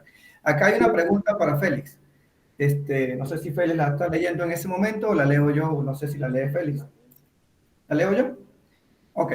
Así como los cuerpos presentan trayectorias y ejercen fuerzas unos sobre otros, sucede lo mismo entre nuestro sistema solar y otros sistemas circundantes, aún así, aún con las distancias que hay entre ellos. Muy interesante y curiosa tu pregunta, pero realmente así es. O sea, depende qué es lo que nosotros consideremos como una unidad astronómica, pongámoslo ahí, no lo confundan con la unidad de medida. Quiero decir que si uno ve el universo como tal, ve que se conforman, qué sé yo, en sistemas, que los sistemas engloban otro tipo de cosas, que las galaxias tienen galaxias cercanas y que por lo tanto, haciendo una extensión de esto, una galaxia puede estar tranquilamente interactuando con otra a través de la gravitación. No hay nada en principio que lo prohíba. Claro que cuando uno trasciende un poco esa frontera, algo se distorsiona y bueno, no es exactamente una distorsión, sino que a veces hay que hacer otro tipo de consideración donde ya a lo mejor la física clásica no se ajusta del todo, pero para el entorno que nos referimos, qué sé yo, dentro de la galaxia, eso funciona perfectamente. Tanto así que, digamos, cuando se habla de materia oscura, es justamente una masa que aparentemente falta dentro de la galaxia para poder explicar la rotación como tal, la rotación que tienen en ese momento, que no cuadra con la masa que hay, y sencillamente, bueno, dice, debería haber otra masa, y por ahí se plantea todo aquello de lo de la materia oscura, y por supuesto, no tan sencillo como lo estoy poniendo aquí, sino que las cosas después se complican un poco más. Pero sí, de acuerdo a lo que dijo Newton, de acuerdo hasta donde nosotros vemos las cosas, si no le ponemos limitantes, resulta que sí, todas las unidades, como se conforman, ya sean sistemas planetarios, qué sé yo, conformados en una unidad, pueden interactuar con otro sistema planetario que no sería más que una estrella que está siendo circundada por algunos planetas, pero puede haber la interacción entre ellos. De hecho, la hay. Más adelante vamos a hablar un poco de este tipo de cosas. Perfecto, Félix. Por acá, Diana nos hace una pregunta y es para José Escalona. Ya, un momento, por favor. Diana Guzmán, ¿sería correcto decir que estamos siendo enseñados a dibujar? Allí es donde hay puntos que de semejanza y diferencia. José, ¿sí están hablando? Sí, definitivamente. Debemos querer aprender a divulgar. Porque como estamos divulgando, como yo lo decía, en este efecto de túnel, en esta situación donde estamos divulgando sobre un área muy particular, que es la astronomía, que es la ciencia asociada a la astronomía, que es la ciencia de este planeta, bueno, pues debemos aprender sobre eso, porque es que no podemos enseñar aquello que no conocemos. Y en relación a eso, pues bueno, tenemos que aprender todo lo que más, porque debemos construir un discurso divulgativo. Esta es parte de la siguiente reunión. Debemos construir un discurso divulgativo. Y ese discurso divulgativo debe ser lo suficientemente amplio, lo suficientemente flexible como para abordar distintos grupos etarios, distintos grupos de edad, distintos grupos de intereses que nos permitan llegarle a la gente de la mejor manera posible. Es verdad que bueno, allí hay cosas que yo no he abordado hoy porque lo resumiremos un poco en el próximo encuentro, pero es eso, sí, sin duda. Lo has dicho, Diana, lo has dicho de forma muy correcta. Estamos tratando de aprender a divulgar. De eso se trata. Perfecto. De último punto vamos a tomar a pie de ruta a Radamés Barrueta y se cierra el derecho de palabra. Les recomiendo, por favor, a todos los presentes que envíen sus preguntas al grupo de Telegram, en la cual serán respondidas, como también lo de la tarea y otros puntos. También, a Juan Carlos Angola. ¿Sí es tan amable, Juan Carlos?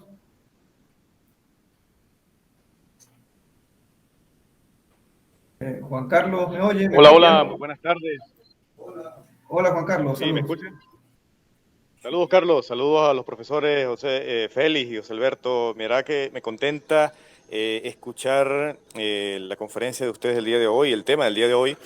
Vemos distintos aspectos que como divulgadores, como educadores, aspectos que hay que considerar. Evidentemente, un profesional de la docencia va a la universidad y tiene todo un pensum, toda una estructura de la educación formal.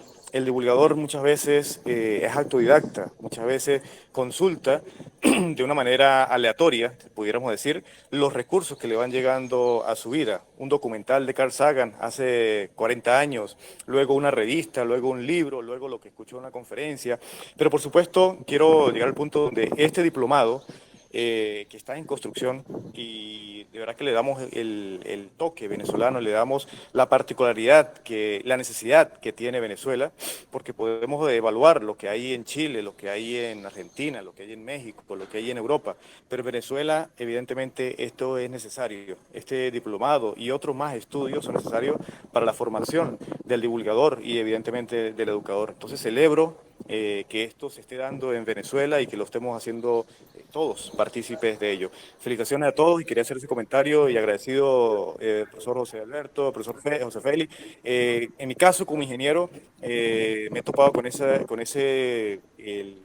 campo de encontrar que las ecuaciones pudieran espantar y pudieran a otros, nos alegra por supuesto porque eso permite demostrar la exactitud de la ciencia y de la ingeniería, pero por supuesto también en las áreas de las ciencias sociales tiene su complejidad y por eso pienso que el divulgador debe tener de ambos mundos, no solo el aspecto científico o astronómico, sino también el aspecto antropológico y el aspecto de cómo el ser humano aprende y cómo el ser humano enseña. Muchísimas gracias. Saludos a todos. Saludos, Juan Carlos. Bueno, con esta intervención podemos ya... va a hablar el profesor Félix. Bueno, Juan Carlos, quería saludarte y decirte que recuerdo que estoy en deuda contigo y en cualquier momento te mando los enlaces de los libros que te ofrecí. No se me ha olvidado. Y bueno, chévere, me gustó Gracias, el que acabas de hacer. Estuvo bien acertado. Bueno, con esto se culmina el día de hoy. Lo esperamos mañana con todo gusto. Feliz tarde. Envíen por favor sus preguntas y comentarios al grupo de Telegram. Agradecido por estar con nosotros. Que tengan un buen provecho y feliz tarde.